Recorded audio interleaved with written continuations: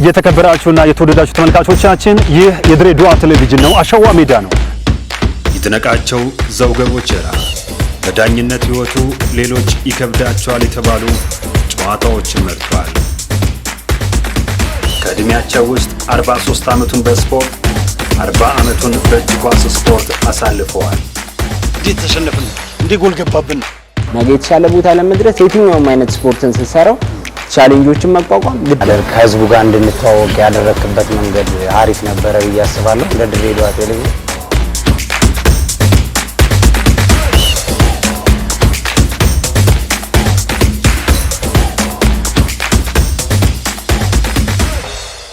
ሰላም ጤና ይስጥልን። የተከበራችሁና የተወደዳችሁ ተመልካቾቻችን በያላችሁበት የተከበረው ሰላምታችን ይድረሳችሁ። ሰላም ለእናንተ ይሁን። እየተከታተላችሁት ያላችሁት የድሬዳዋ ቴሌቪዥን ነው። በድሬዳዋ ቴሌቪዥን ወደ እናንተ ከሚደርሱ ዝግጅቶች አንደኛው አሸዋ ሜዳ ነው። አሸዋ ሜዳ ባሳለፍነው ሳምንት እንግዲህ ከገነት ጋር ቆንጆ ጨዋታ አድርገናል አይደለ? ዛሬ ደግሞ እንቀጥላለን። ያልተነሱ ብዙ ሀሳቦችን እናነሳለን። ባለፈው ሳምንት ስለ ድሬዳዋ ጨርቃጨርቅ፣ ስለ እግር ኳስ ተጫዋችነቷ፣ ስለ ሯጭነቷ ብዙ ነገሮችን ስለ ኢትዮጵያ ንግድ ባንክ የሯጭነት ቆይቷ አንስተናል። ዛሬ ደግሞ እመኑኝ ያላነሳናቸውን 30 ደቂቃ ውስጥ እናነሳለን። ግን እንቀጥላለን። ባሳለፍነው ሳምንት ጥሩ ነገር አውርተናል። ዛሬ ግን ከዚህ ቢጀምር ደስ ይለኛል። ስለ እናትሽ ትንሽ ማውራት አለብን። እሳቸው የነኩት ሁሉ ይፈወስላቸዋል የሚባሉ ድሬዳዋ ውስጥ ማያውቃቸው ይሄ ትውልድ ካልሆነ በስተቀር ገፋ ያለው ትውልድ እውነት ያውቃቸዋል ብዬ አስባለሁና ትንሽ ስለ እናትሽ እናውራ። አሁንም ማያውቃት የለም። ምክንያቱም የትም ቦታ ሲሄድ ምንድነው የት ጋር እንደኖርኩኝ ማንነቴን ለመግለጽ ልጅ የምታከመውን አታውቋትም ወዳሴን ስላቸው እናታችን ነው የሚሉት ቶሎ ብለው እና በዛ ነው የሚያውቁን። ኢቨን ገበያ ስወጣ አሁን አንዳንድ ጊዜ ያው ከውጪ ነው የመጣችው ብለው ውድ ሊያረጉብን ምናምን ነገር ይላሉ። ከዛ እኔ እኮ የእንትና ልጅ ወይ የእናታችን ልጅ ነሽ እንዴ በቃ ሁሉ ነገር መሬት ይወርዳል። እና እናቴ ስለ እናቴ እንደ ብዬ ያው አውርቼ አልጨርሰውም። እሷ ያው ለኛ ብቻ እናት ሳትሆን ለድሬዳዋ ሕዝብ እናት ነች። እኛ አሁን ካለን ሁኔታ ኑሮ ራሱ ያው እናታችን አባታችንን ብዙ ጊዜ ጥለን ውጪ ስለኖርን እኔ ጋር መተው እኛ ልጆቻቸው ጋር ተሰብስበው ቢኖሩልን ደስታችን ነው። ግን እናቴ ያንን አትቀበለውም። እረፍት እንኳን መጣ እንዴ ህዝቡ ልጆቹ እንዴት እዛ ይሆናሉ? እናቴ ለኛ ነው ካሁን በኋላ አንቺ እኮ የሄድሽ ቀን የሞትሽ ቀን እኛንን የበለጠ የምንጎዳው ኖ እናንተ ብቻ አይደላችሁም፣ ሁሉ ሰው ነው የሚጎዳው። ስለዚህ እኩል እንዴት ኢቭን የልጅ ልጆቿ ሲወለዱ ማንም ጋር አትሄድም፣ እኔ ጋር ብቻ እንደ መጣች እና አንደኛዋ እድለኛዋ ልጄ እሷ ብቻ ነች። እሷና እሷ ብቻ ነች። 22 የልጅ ልጆች ነው ያላት፣ 11 ወንድ 11 ሴት እና እናትና አባቴ ተለያይተው አያውቁም። ለመጀመሪያ ጊዜ አንዴ ብቻዋን ስለመጣች እንዴ የዛን ጊዜ ያገኘሁት ፍዳ ባሌም ከስቶን ያገኘሁት ህዝቡ ተንጫጭቶን ያገኘሁት እና አሁን ሁለተኛ ከአንድ ወር የበለጠ ከዛ የበለጠ አልመጣም ነው የምትለው። አሁን ግን በቃም ብለዋል፣ አንንቀሳቀስም፣ ከፈለጋችሁ ኑና ይሁን። አሁን ራሱ ቤትም እየኖርን ማለት ነው። ያው ቤት ነው ማርፈው። በሌሊት ነው የምትንቀሳቀሰው 12 ሰዓት ላይ ልጆቹ ዋይ ሲሉ አትጠየም በቃ እና ባለቤቴም ልጆቼም ለምደዋል። አይ አድዬ በቃ ልጆቹ አሁን ለምደው አይነሱም። ልጆቹን ማስለቀስ ነው አያታችን ስራው ይላሉ። ግን ራሳቸውም ስላለቀሱ ስላወቁት እዚህ ሲመጡ ከሙቀቱ አንፃር ማለት ነው ሕክምና ላይ ይገባ ስላለች እኔ ምንም ስጋት አይሰማኝም። ሆስፒታልም የትም አሮጥም እና እሷ ሁሉ ጊዜ ጉሮራቸውን ሲያማቸው መድኃኒት ሰጠኛለች። እንጥላቸውን ባይዘወይ ሶስቱም ልጆቼ እናቴ ነው የቆረጠቻቸው። ከዛ መጥቼ እዚህ ሙቀት ላይ ሲመጡ ነው እንትን ያሉት እና ባሌም ምንም በሕክምናዋ በስራ ያምናል። እንኳን አይደለም የኢትዮጵያ ሕዝብ የደሃ እናት ነች። ላለው አክማ የሰራችውንም ለሌለው ሰጣ፣ ለቤተክርስቲያን ሰጣ፣ ለደሃ ሰጣ፣ እንደዛ ነው ያስተማረችን። ባይዘወይ ከእናታችን የተማርነው ነው ልጆች ሲያርጉ መታየው እና ያው አባታችን ድምፁ ባይሰማም ያው የእናታችን ምሳሌ ነው። እሱ አንደኛ በመስጠት እሱ ሳይለንት ሆነን ኳይት ሆነን እንድናደርግ የሚያደርገን እሱ ነው። ትምህርት እንጂ ይሄ ውጪ ሮጦ መንገድ ላይ መጫወት እኛ ቤት ክልክል ነበረ። ግን እንደዛም ሆኖ እግዚአብሔር ይመስገን ይው እናቴ እስከዛሬ እድሜና ጤና ሰጥቷት ሰውም እያዳነች ማለት ልጆች እያከመች እናታችን ብሎ ሰው ሲመጣ ላንተ እንትን ነው ትልቅ ከበሬታ ነው። እኔ ከምንም በላይ ለኔ ከበሬታ ነው። እናቴ ሁሉ ሰው ሆስፒታል ሰው ታሞ ሲሄድ ቁጭ ብሎ ወረፋ ይዞ ሲታይ በምን አይነት ስሜት ውስጥ ነው ያሰው ያለው? ስቃይ ላይ ነው ያለውና ድኜ እንዴት ነው የሚሄደው? ገንዘብ አለኝ ከፍዬ ነው ይላል አይደል እንዴ? እናቴ ቤት ገንዘብ ሲመጡ ያው ኮንፈርት እንደ ሆስፒታልም ባይሆን እንደ ቤት እንደ መኖሪያ ቤት ማለት ነው። እንደዛ እንደ እናት ተቆጥታ ልጆቹንም እንደ እናት ካርሜላ ሰጥታ ህፃኖቹንም አባብላ ሲያለቅሱም ማለት ነው እንደዛ አድርጋ ነው እስካሁን ድረስ በህይወትም ያለችው። እሱን ካቆመች እኔ ይሄንን ስራ እግዚአብሔር ስጠኝን ጸጋ እስከሞት ቆሜ መራመድ እስከቻልኩ ነው የምሰራው። እናንተ አትከለክሉኝም እንጂ እኛ እናታችን ያው አርፋ በዚህ እድሜዋ አሁን እንግዲህ ያው 75 ዓመቷ ነው። እድሜ ጤና ይስጣት። ግን ጠንካራ ሆና የምትሰራውም ያው ስለምትንቀሳቀስ ነው። ግን ሽግግር የለም የእሳቸውን ወንድሜ ቴዲ ትንሽ እሱ ያው የወጌሻው ላይ ምናምን ነው እንጂ አሁን ሕክምና በተመለከተ እሱ አሁን የምታረጋቸው ነገሮች አሉ። እሷ የምትጸልየው ጸሎት አለ። አንዳንዱ ልጅ እኮ ታሞ ሲመጣ እንደው ሚካኤል ብለሽ ሆዱን እንኳን ንኪልን ይሏታል። ገባ ያው ስሜታዊ ጥሩ ነች። እጇ ነክቶ ይደናል። አሁን እዚህ ባለቤቴ እጁ ስንት ጊዜ በቃ በራዲዮ ምናምን እንደዚህ ተብሎ እጁ በጣም ያመዋል። እሷ ነክታ እንደዚህ አርጋሽ ታረጋችሁ። ከዛ ወዲህ ጠፋ እና ዶኔሽን የሚባልም ነገር አለ ታውቃለህ። እግዚአብሔር አምላክ ብዙ ሰዎች ነው በአለምንም ነው ያለው ስጦታ ያላቸው ሰዎች አሉ። እና እሷ ያው ቅጠሉንም ምኑንም አድርጋ ብታረገው ስጦታ ስላላት ነው እንጂ ዩኒቨርሲቲ አልተማረች። እናቴ እንግዲህ ሃይ ስኩል አልተማረች። የእናቶች የሚማሩትን ትምህርት ነው የተማረችው። ሴንጀር ተማረች እና በመንግስቱ ጊዜ ምንድነው አዎ ማለት አይምሮን ምንድነው ማይምነትን እናጥፋ ተብሎ የሚማረውን እሱን ነው የተማረችው። አባቴን ስታገባ የ8 ዓመት ልጅ ነች። አባቴ 16 ዓመት ልጅ ሆነው ነው የተጋቡት። እንግዲህ ትምህርት ቤት በዛ ጊዜ አይታሰብም። አባቴ የተማረ ነው። እሱ አስመራ የሄደ ዩኒቨርሲቲ ምን ሲማር እሷ ያው ቤት ቁጭ ብላ ያው ልጆችን ማሳደግና እሱ ሲመጣ መጠበቅ ነው የነበረው። እና ያው ባትማረም እግዚአብሔር በንጹህ ልቧ ስለምታደርገው በረከትና እንትን ሰጥቷት እንትን የምትለው ነገር ስለሆነ ነው። እውነት ነው። እውነት ላደረጉት ነገር ሁሉ ክብር ይገባቸዋል። ክብረት ይስጥልን ማለት እንወዳለን። ብዙ ነገር ሊያስወራ ይችላል ስለሳቸው፣ ግን ያው ካለን ሰዓት አንፃር ወደ ሌላው እንለፍ። ካደገኒ 24 ዓመት ወደ ኖርሽበት ፈረንሳይ እንዴት ይልሽ? ያው ተማሪ ሆኜ እንዳልኩ ለማ ዩኒቨርሲቲ እየተማርኩ እንደገና ያው አሁንም ስፖርቱን ባቋረጥኩበት ሰብጀክት ታሪክ ማለት ነው። ያው ኤርትራ ናቸውና ቤተሰቦችሽ መታወቂያ አውጪ አሉኝ። እኔ መታወቂያ ከማወጣ አገሬን በለቅ ይሻለኛል አልኩኝ። ለምን ማንነቴን መለወጥ አልፈልግም። ኢትዮጵያዊ ነኝ። አዎ። እና ያው አሰሩኝ 15 ቀን። ከዛ ልክ ስወጣ ደግሞ ኢትዮጵያን ኤርላይንስ ሆስተስ ለመወዳደር አፕላይ አድርጌ ነበርና ፈርስት ሉኪንግ ፈተና አለ። ሉኪንግ ፈተና እንደተፈተነን አዲስ አበባ ትሄዳለህ። ይሄን ካለፍክ ነው አዲስ አበባ የምትሄደው። የዛን ጊዜ ፊዚክስ እና እንግሊሽ ማትስ ነው የምትፈተነው። እና እሺ ብዬ ውድድሩን ተወዳድሬ ጦሩ አልፈሻል ብለው ከእስር ቤት ልክ በቃ እሺ ወስዳለሁ ብዬ ወጣሁ። እቺ ፈተና እንዳታመልጠኝ ማለት ነው። አሁን ለምን ወስዳለሁ አልሽ?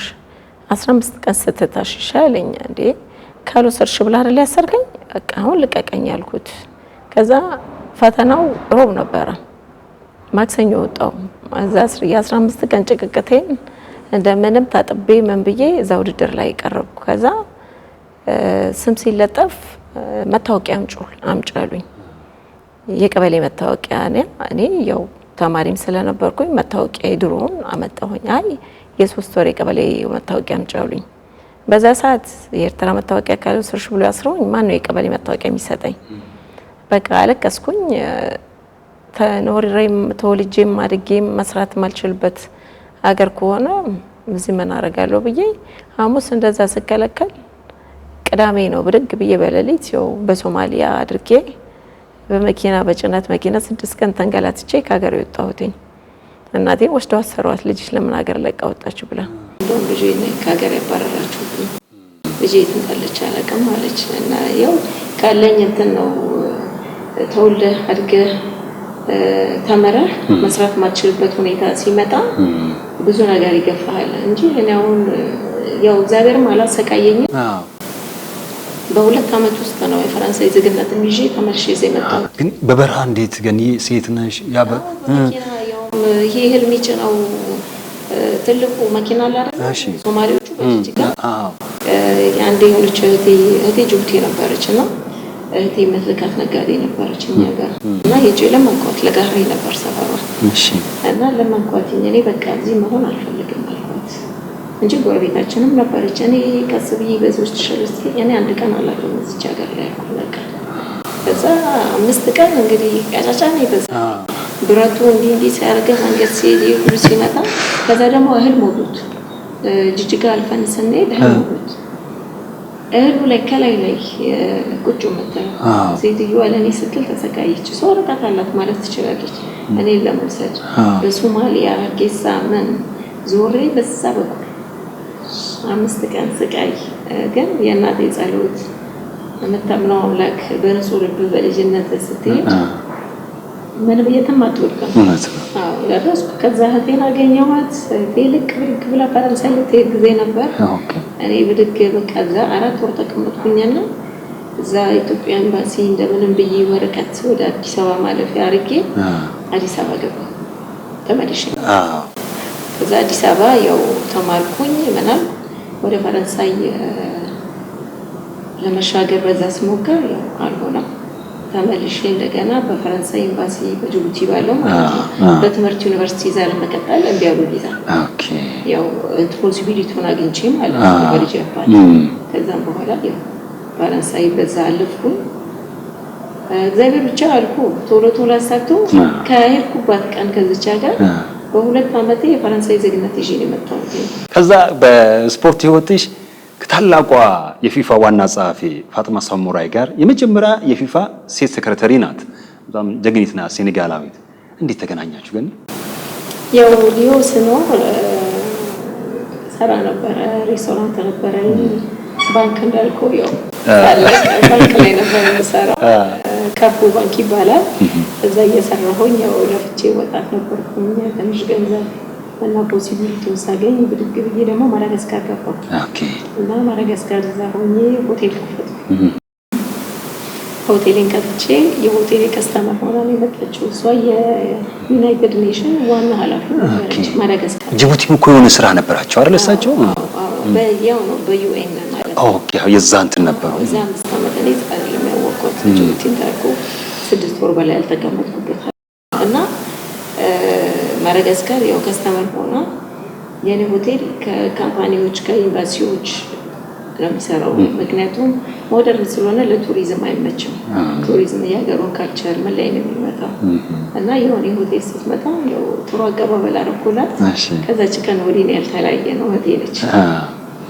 ማዳጋስካርን ለቃ ወደ ኒጀሪያ ተቀየራ ስትሄድ ማለት ነው በ2016 ጃንዋሪ ላይ ኒጀሪያ 5 ወርም አልተቀመጠችም። ያው ጁን ላይ ደውላ የፊፋ ሴክሬታሪ ጀነራል ሆና ያው ጁላይ ላይ ድግ ብዬ ስዊዘርላንድ ሄድኩኝ። እዛ ነበረ ሴሪሞኒ ላይ ተገኘሁኝ እና ያው በቃ ቻፕተሩ እዛ ተጀመረ። ኳስና እንትን ልቤ ላይ ስለነበረ ባለችኝ እንኳን ሊዮ እየኖርኩ ሁሌ ስመጣ ኳስ አልይዝ አልመጣም። የነበርክበትን ያለፍክበትን ታውቀዋል ባለችኝ አቅም ሁሉ ጊዜ እንትን ነበረ። አሁን ኢምፖሲቢሊቲ ሳገኝ በቃ ሁሉ ጊዜ ሀገሬን ድሬዳዋ የኢትዮጵያ እግር ኳስ ምንጭ ሀገር ነች። ሁሌ ነው መረድ መላት ሁሌ ቆይ እናደርጋለን ቆይ እንሄዳለን አለች። ያው ከኑ መጣ ያው በተቻለኝና ባገኘሁት አጋጣሚ እሷንም ነው የድሬዳዋ ፍቅር በውስጥ የከተተው። እዚህ ስትመጣ ደግሞ በተደረገላት አቀባበል ከድር ከንቲባችን ደግሞ ባደረገላት አቀባበል ሁሉም አሁን ድሬዳዋ መተሽ ነው ልትላት ተደስተዋል። ባገኘችው አጋጣሚ መምጣት ነው የምትፈልገው። ለዛም ነው ሁለቴ የመጣችው። አሁን ለምታገኘው ሰው ሀገረ ገዢ ቢሆን ድሬዳዋ አሁን እንግዲህ ያው አዲስ አበባ አለ ትልቅ ፍቅሩን የሰው አቀባበል የኳሱንም የምኑን እኔ ያሳየኋትኝ ነው እንደኔ አይነት ሰው የምታገኝበት ሀገር መሆኑን ነው ወቀችው ደግሞ በመጣችበት በትንሽ ቀን ዝግጅትም ሆነ ያገኘችው ፍቅር ነው ጀስቲፋይ ያደርጋላት የበለጠ ማለት ነው።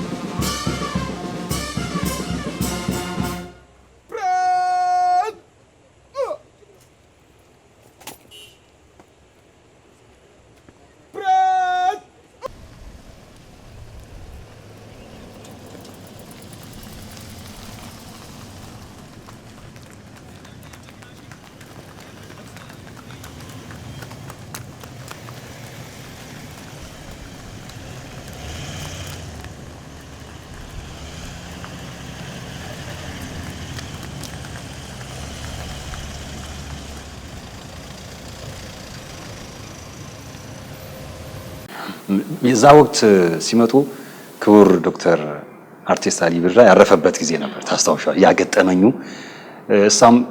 እሳቸውም የተሰማቸውን ሀዘን በዛ ጊዜ ገልጸዋልና ክቡር ምክትል ከንቲባ አቶ ቢቡ ነበሩ ክቡር ከንቲባ ወደዛ ሲሄዱ አብረን ዞረን ነበር ብዙ ሊጌሽን ይዟቸው ከሳቸው ጋር የመጡ ሰዎች ራሱ ብዙ ነበሩ ከትምህርት ጋር እኔ የተደነኩት እሱ ነው ይሄ የፊፋና የኢትዮጵያን ብሎም የድሬዳዋን ግንኙነት ለማጠናከር የተሰራው ስራ በጣም ድንቅ ነው ብዬ አስባለሁ ገኒ እንደው አንቺ ውስጡን ስለምታውቂው አይደለ ሁለቱ መሃል ያው መሰረቱ ለዚህ አሁን መንገዱን ቢሆን እዚህ ደግሞ ያለው አስተዳደር ድልድዩን በደንብ ባይስተካከለው ይሄ ነገር አይሆንም መሰረቱ እሱ ነው ያው ክቡር ከንቲባችን ለእግር ኳስ ያለው ፍቅር በስፖርት ኮሚሽኑን በስፖርቱም ውስጥ ያለፈ ሰው ስላለ መቼም አይረሳው እና ያው ነገሮችን አስተካክዬ እንደዚህ ላረግ ነው እንደዚህ ይመጣለው እንደዚህ ሰ በቃ ሁሉ ጊዜ ፖዚቲቭ ነው አስተሳሰቡ ምን ችግር በቃ እንቀበላለን እኛ ደስታችን ነው ደግሞ ያው እግር ኳስን ለመለወጥ ብሎ የተነሳው ዓላማው ሁሉ ነገር ተገናኘ በእግዚአብሔር ፍቃድ እሷም እዚህ ስትመጣ ከተደረገላት አቀባበል እንደገና ድሬዳዎቹ ለፍተው ክቡር ከንቲባችን ያሳያትን አካዳሚ ስታይ የትም ዓለም ላይ አንድ አስተዳደር እንግዲህ እንደ ኢትዮጵያ እንግዲህ ያስበው እንደዚህ አይነት ነገር ሰርቶ ያሳየ የለም ለይሄ ትልቅ ፌርታችን ነው ለክቡር ከንቲባም ቢሆን ማለት ነው ያው ወደፊትም ቢሆን ይሄ ነገር ዘለቄታ ነው ጥሩ ነገር ሆኖ የሚታየና ስም ቀለም የሚጻፍበት ነገር ነው አካዳሚ በብዛት በየአገሩ የግል ነው ወይ ደግሞ የባለ ሀብቶች ምንጭ ነው አሁን አለ አካዳሚ ሴኔጋል ትልቅ እነዚህ ነው ማን ምን ያወጣ እንግዲህ አንድ ሰው ነው አንድ እግር ኳስ ተጫዋች የነበረ እሱ ነው ሄዶ ተመልሶ ሀገሩ ላይ እዚህ ደረጃ ደርሶ አሁን ኢንተርናሽናል ተጫዋቾችን የሚሸጥ ክለብ ነው አካዳሚ ማለት ነው አሁን የፋትማን ባለቤት በራሱ ማለት ነው አካዳሚ አቋቋመ ኮስቶ ራሱ ነው እንግዲህ ሴኔጋል ውስጥ ለዚህ ነው አሁን ከድሬካ ባንቺ ወደዛ ለመውሰድ ያሰብሽው በቃ ያው ይሄን ፖሲቢሊቲ እኛ ሀገር ላይ እስኪስተካከል ድረስ ዋይ ኖት የኛም ልጆች ስትራቴጂካሊ በኳሱ እንዴት መሰለ ዌስት አፍሪካ ስለሆኑ እነሱ አሁን እስከ ሴንተር አፍሪካ ድረስ ብቻ መጥተው ነው የሚወርሱት። ነው ከያገሩ እየሄዱ ነው። እኛው እኔ ባለኝ ሪሌሽን ደግሞ ዋይ ኖት ኢስት አፍሪካ ሚለው ነው። እዚህ መጣው ተጫዋቾችን ካሉ ፖሲቢሊቲ ይኖራል። እኛውን የሚያይን የጠፋ ለመታየት ደግሞ የእግር ኳሱ ደረጃ ማደግ አለበት። ያለበዛ ጠንካራ ወገን መሆን አለበት። እንዳልኩ እኔ ገንዘብ ባይኖረው አትደርስም የትም ቦታ። አላማህን ነው ማየት ያለበት። የክለብ ጥቅም ብቻ ሳይሆን ማየት ያለበት እስቲ ጥሩ ደረጃ እኔ ሄጄ ተጫውቼ የምታይበት ቦታ ነው ወይ ብሎ ማየት ነው ያለባቸው፣ ማሰብ ነው ያለባቸው። አሁን ድሬዳዋ ላይ ባለው ኢትዮ ስላለን ማለት ነው። እውነት ነው። ሌላው በድሬዳዋ የሚገኙ ቡድኖች ድሬ ካባን ጨምሮ የተቻለሽን ታግዣለሽ። የሚሰጥሽ ስሜት ምንድን ነው? ደስታ። እያንዳንዱ ክለብ በየሰፈሩ ባለሀብት ይረዳዋል። አሁን ገንደቆሪ 04 ህብረት ጋር አካባቢ ደግሞ ብዙ ባለሀብት የለንም እንደምታውቀው እና ከዛ አንፃር ብዬ ነው እኔ የቻልኩትኝን አምጥቼ ከሌላው በበለጠ ሁኔታ የሰጠሁትኝ ቃል የገባሁትኝን እንደ አካባቢ ነዋሪነቴ ግዴታዬ መወጣት ያለብኝ ማለት ነው። ያ ማደርገው ስፖርቱን ኳሱም እንዳይቀር ልጆቹም ወጣቶቹም ክለብ አለን ብለው እንዲቀጥሉ ነው። ሳክሪፋይ አድርገህ የምትሰጥበት ጊዜ ማለት ነው። እነሱም አሁን ለክለባቸው ሁሉ ጊዜ ሰው ረድቶ አይሆንም። ራስህ ለክለብህ ፍቅር ያለህና ራስህ መለወጥ ያለበት ሆኖ መታየት አለበት። አሁን ለዛ ነው እኔ ይህንን ኤክስፒሪየንስ ለማምጣት ሰርተው ራሳቸውን ክለባቸውን ክለብ ማድረግ ባለቤት መሆን እንደሚችሉ ለማሳየት መጥተው እንግዲህ ገና ለጊዜው ከእግር ኳስ በተጨማሪም የተለያዩ አካላቶችን ትደግፊያለሽ። በቅርቡ አሸናፊ ግርማ ድሬዳዋ የመጣ ጊዜ ከሳምሶን ገዳዳው ጋር አንቺ ሆናችሁ ምንድን ነው ያደርጋችሁት? ተገናኘን። ያው እኔ ህፃናቶችን በተመለከተ እዚህ የአስተዳደሩ ኦርፋሊናም አለ ልጆች ትንሾች ነው ያሉበት። ከዛ እንደገና ደግሞ በተጨማሪ ገዳማ ያሉትን እዛ ደግሞ 120 ሴቶች ልጆች ነው ያሉት ከትንሽ እስከ ትልቅ እና ያው እኔ መጀመሪያ የሄድኩት እዛ ወንድሜ ነው የወሰደኝ። ደብተርና በር ነው የወሰድኩላቸው ማለት ነው። ከዛ ታሪኩን ስሰማ እናት አባት የሌላቸው ልጆች እንደሆነ የሚያሳድጉት እና የአመታዊ በጀታቸውን ምን ሲነግሩኝ ብዙ ሰዎችንም ያው በዙሪያው ኢትዮጵያዊነት ያ ነው። አንድ ሰው እዚህ ጋር ተቸግሮ ስታይ እኔ ብቻዬን ባመጣ ብዙ ላይ ጠቅም ይችላልና ሁሉም ሰው ማምጣት ያለበት ጥሩ ነው ብዬ ያው ባገኘነው አጋጣሚ እንግዶችም ሲመጡ ባለፈውም ብዙ እንግዶች ትልልቅ ሰዎች እስከ ክብርት ፕሬዝዳንት ድረስ ሄደው እንዲያዩዋቸው አድርጌያለሁኝ። ሁሉንም ኦርፋሊና ሁሉንም መረዳት ያለበትን አካል ማለት ነው። ቤት ውስጥም ተቸግሮ የሚኖር አለ። አሁን እሱን ያው እናቴ ነች የምታረገው። እኔ ግን ያው ታዳጊ ህፃን ወደፊት የልጆች እናት ደግሞ ስትሆን ስሜቱ ይገባሃል። ያው እናትና አባት ስትሆን እንዴት ለኛ እንደሚቆረቆሩ የኔ ልጅ ቢሆን እንዴት ነበር ማረገው የሚለው ስሜት አለ እና ለዛ ነው እነሱንም ወስጄ ያሳየኋቸው። አንድ ሰው ሄዶ ያየውን ነገር ለሌላው ካልነገረ አይሆንም። ያው በየቦታው የተለያዩ የድሬዳዋ ልጆች ስማቸውንም ሁሉንም ባልጠቅስም በከፊሉ ሁሉም ዲያስፖራ ሄዶ ያየውን ነገር ሳይረዳ እንኳን አይደለም ዲያስፖራ አይ ቲንክ አገር ውስጥም ያለው ነው የሚረዳው። ለመንግስት ኦርፋሊና ቤቢዎች ያሉበትም ቢሆን እሱንም ወተትም ዳይፐርም ቢሆን ከድሮ ጀምሮ ሰፖርቲንግ የሚያደርጉ ሰዎች አሉ ፐርማነንትሊ። እዛም ላይ ነበርኩበት። አሁን ደግሞ ይኸው እነዚህ ደግሞ ብዙ አንገብጋቢ ውሃም ችግር ያለባቸውም ስለሆኑ እዛ ላይ ደግሞ ያው ወስጄ ያሳየኋቸው እነሱም ያላቸውን ኮንትሪቢዩሽን እንዳይመጡ ብዬ ነው። ሳሚ በነገራችን ላይ ሁሌ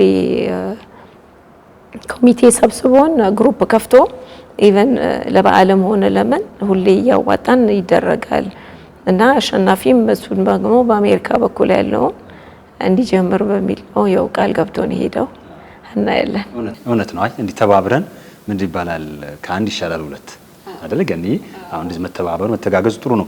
ሰዓታችን ነው እየሄደ ስለሆነ ትንሽ ስለ ቤተሰብ ስለ አንቺ ቤተሰብ አብረን ነው። ያው ባለቤቴ አብሮን የለም ትራቭል ነው የሚያደርገው አይሮፕላን ውስጥ ነው ቤቱ ማለት እችላለሁኝ። ወደ 16 ሀገር ነው ማኔጅ የሚያደርገው ዳይሬክተር ስለሆነ ያው በኮንስትራክሽን ኬሚካል ስራዎች ላይ ነው የሚሰራው። ያው አሁን ደግሞ በፊት ኢንዲያን ኦሽን እና ኦል ኦፍ አይስላንድ የፈረንሳይ አይስላንድ ሀገሮች እሱ ነው ማኔጅ የሚያደርገው እና አሁን ደግሞ ማዳጋስካርና አይስላንድ የፈረንሳይን ባትሆን የቀኝ ግዛት ፈረንሳይ ተናጋሪ የሆኑ አይስላንዶችንም ነው የሚሰራውና አሁን ደግሞ ያው ኢትዮጵያ ሲባል ሰው ጦርነት አለ ችግር አለ ምናምን እያሉ ነው የሚያስቡት። ያው ኢትዮጵያዊ ነው ያገባው እዚህ መጣን አየ እዚህ ያለውን ዴቨሎፕመንት ኮንስትራክሽኑን ምን ሳይ እንደዚህ እዚህ ያልሰራን የት ይሰራል እዚህ ነው እንደውም ፖሲቢሊቲው ያለ ብሎ ያው ለትልልቆቹ አለቆቹ አሳምኖ ምን ብሎ ዋይኖት በሚል ያው ኢስት አፍሪካ ሶማሊያን ጅቡቲን ኢትዮጵያን ደግሞ ተሰጠው ማለት ነው። ያው በዚህ አጋጣሚ ሀገሬ ላይ መጥቶ አሁን ያለው ከቻይናም ሆነ ከሌላ እቃ እየመጣ ከሚሆን ዋይኖት ደግሞ እኛ የአውሮፓውያን እቃ ፖሲቢሊቲው ዋጋው አይተናነስም እንደውም ይቀንሳል እና ዋይኖት እዚህም እኛ ሀገሬ ላይ የማይጠቀመው ፍርሃት ፈረንጅ ያው አፍሪካ ሲባል ጦርነት አለ ገንዘብ ሊከፈል አይችልም በችግር ካለ እንዴት ጋ ይገባል እንዴት ጋ ይወጣል ያሰላለ ነው የሚያደርጉት እንጂ ከቻይና ይኸው ያስቀበሉልን ይመጣ ይላ እንደ እኔ ያው ብዙ ነገር እንትን ብየው ያው አሁን ስራ ድሬዳዋ ላይም የግሌንም ሆነ ከተለያዩ ድርጅቶች ጋር ለመሰራት ነው አላማችን። እዚሁ ሰርቼ እዚሁ አግኝቼ ደግሞ እዚሁ በረዳ ብዬ ነው። ለወገኖችሽም የስራ እድሎችን ትፈጥሪያለሽ። ሁለት ሴት ልጆች አሉሽ? ሶስት ናቸው። ስፖርት ላይ አሉ ትልቋ ያው ሩጫ ሞከረችና እኔ እናቴ እንዳንቺ መሮጥ አልችልም አለችኝ። ደግሞ ውድድር የትምህርት ቤት ሲደረግ ቆጣታለሁኝ እንዳርጊ አለቀሰች አንዴና እኔ እናቴ በቃ እኔ አልሮጥም አለችኝ። ያው ባስኬትቦል እና እንትን ነበር የምትጫወተው። ያው ትንሾቹ ግን እቺ ሁለተኛዋ በተለይ ያው ልጇን ማስመ ቢኖርባት አሁን ሁሉ በስፖርት ሄደ ብዙ ዋና ስለምትዋኝ ምናምን ሄደላት። ያው ሩጫ እሱ አሁን ጎበዝ ነች። አሁን እዚህ ትሬኒንግ እንኳን ባለፈው ውድድር አለኝ ብላ ስቴዲየም የሮጥኩበት ወስጄ ትሬኒንግ አደረጉ። ትንሿ ትንሽ ነች 8 አመቷ ነው። እግር ኳስ ትጫወታለች እሷ ያው ክለብ ውስጥ። ሩጫ ያው በትምህርት ቤት ነው የምትሮጠው። ፈረስ ይጋልባሉ፣ ግራውንድ ቴኒስ ይጫወታሉ። በስፖርት ነው ከትምህርት ውጪ። ያው ቅዳሜና ሮብን ትምህርት የሌላቸው ቀን በስፖርት ነው ጊዜው የሚያልቀው። ጋይ ልጅም ስለሆኑ የምርጫቸውን ወደፊት ይመርጣሉ።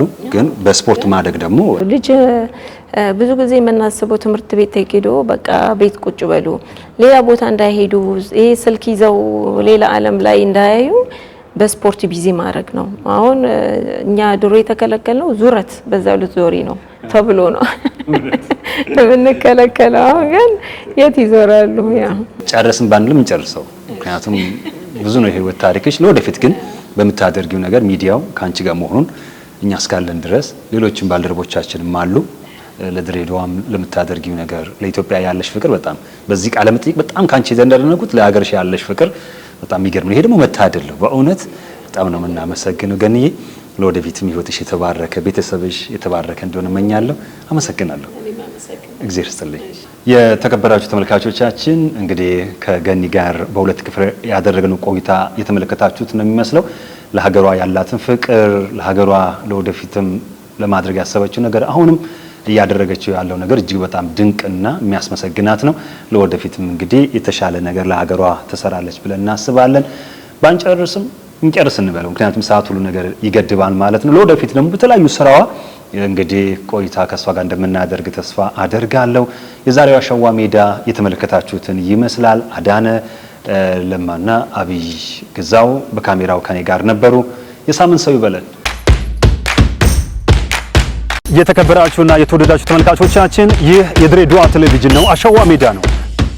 ይድነቃቸው ዘውገ ቦቸራ በዳኝነት ህይወቱ ሌሎች ይከብዳቸዋል የተባሉ ጨዋታዎችን መርቷል። ከእድሜያቸው ውስጥ 43 ዓመቱን በስፖርት 40 ዓመቱን በእጅ ኳስ ስፖርት አሳልፈዋል። እንዴት ተሸነፍን? እንዴ ጎል ገባብን? ነገ የተሻለ ቦታ ለመድረስ የትኛውም አይነት ስፖርትን ስትሰራው ቻሌንጆችን መቋቋም ከህዝቡ ጋር እንድንተዋወቅ ያደረክበት መንገድ አሪፍ ነበረ ብዬ አስባለሁ። ለድሬዳዋ ቴሌቪዥን